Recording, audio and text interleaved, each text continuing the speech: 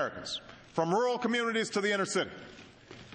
In the 21st century, the best anti-poverty program around is a world-class education.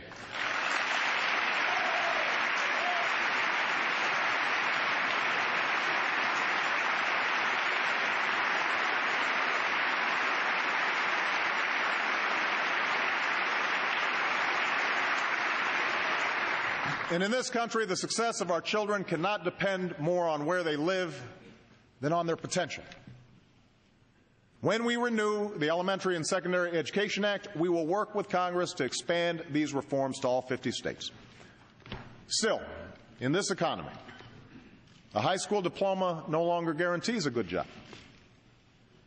That's why I urge the Senate to follow the House and pass a bill that will revitalize our community colleges, which are a career pathway to the children of so many working families.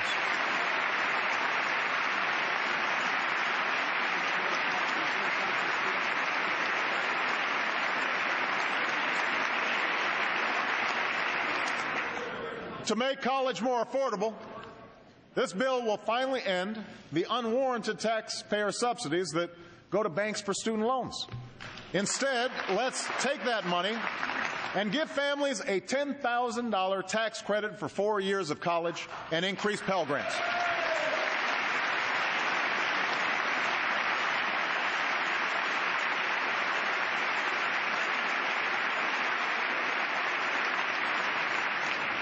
And let's tell another 1 million students that when they graduate, they will be required to pay only 10% of their income on student loans.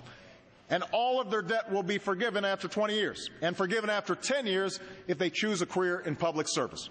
Because in the United States of America, no one should go broke because they chose to go to college.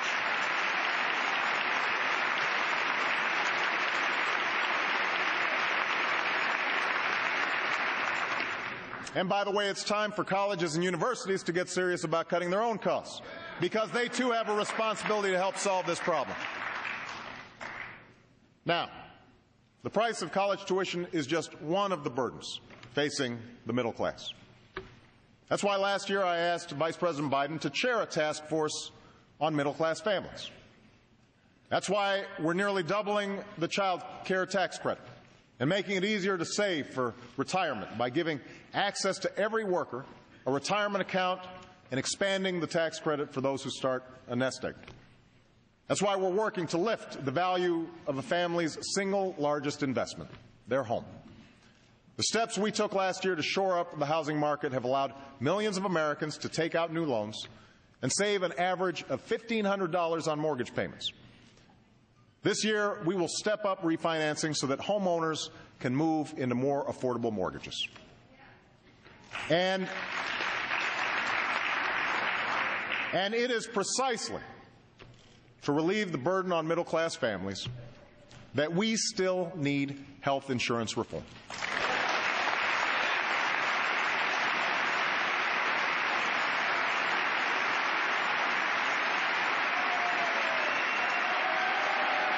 Yes, we do.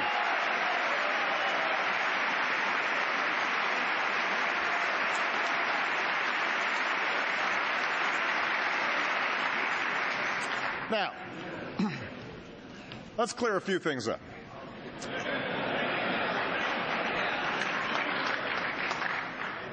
I didn't choose to tackle this issue to get some legislative victory under my belt. And by now, it should be fairly obvious that I didn't take on health care because it was good politics.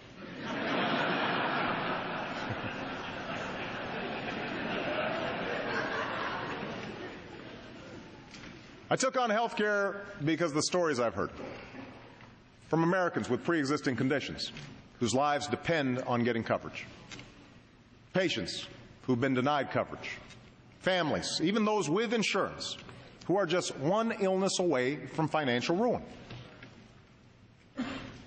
After nearly a century of trying, Democratic administrations, Republican administrations, we are closer than ever to bringing more security to the lives of so many Americans. The approach we've taken would protect every American from the worst practices of the insurance industry. It would give small businesses and uninsured Americans a chance to choose an affordable health care plan in a competitive market. It would require every insurance plan to cover preventive care.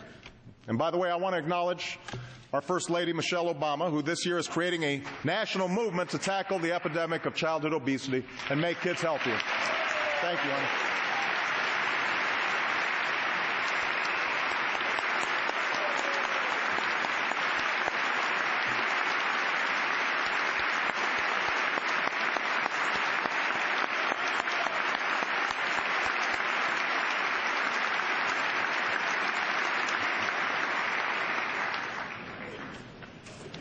She gets embarrassed. Our approach would preserve the right of Americans who have insurance to keep their doctor and their plan. It would reduce costs and premiums for millions of families and businesses. And according to the Congressional Budget Office, the independent organization that both parties have cited as the official scorekeeper for Congress, our approach would bring down the deficit by as much as $1 trillion over the next 2 decades.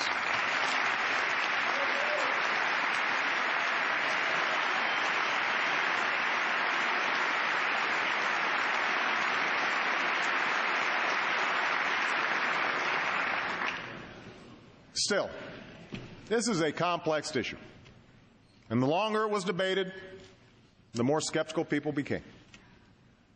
I take my share of the blame for not explaining it more clearly to the American people.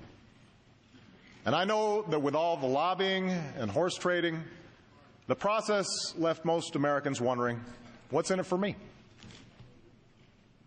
But I also know this problem is not going away.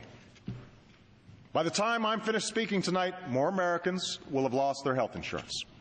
Millions will lose it this year. Our deficit will grow. Premiums will go up. Patients will be denied the care they need. Small business owners will continue to drop coverage altogether.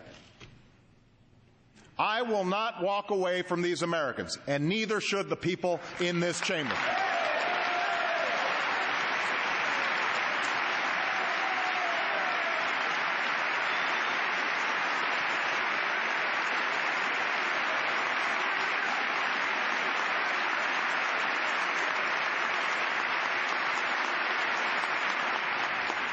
So, as temperatures cool, I want everyone to take another look at the plan we've proposed. There's a reason why many doctors, nurses, and healthcare experts who know our system best consider this approach a vast improvement over the status quo. But if anyone from either party has a better approach that will bring down premiums, bring down the deficit, cover the uninsured, strengthen Medicare for seniors, and stop insurance company abuses, let me know. Let me know. Let me know.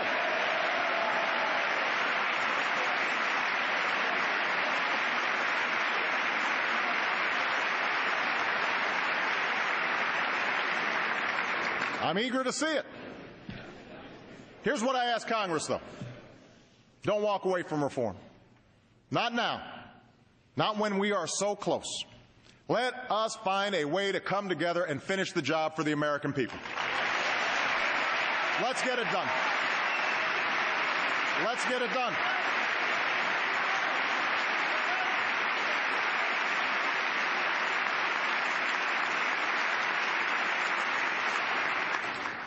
Now, even as health care reform would reduce our deficit, it's not enough to dig us out of a massive fiscal hole in which we find ourselves. It's a challenge that makes all others that much harder to solve, and one that's been subject to a lot of political posturing. So let me start the discussion of government spending by setting the record straight. At the beginning of the last decade,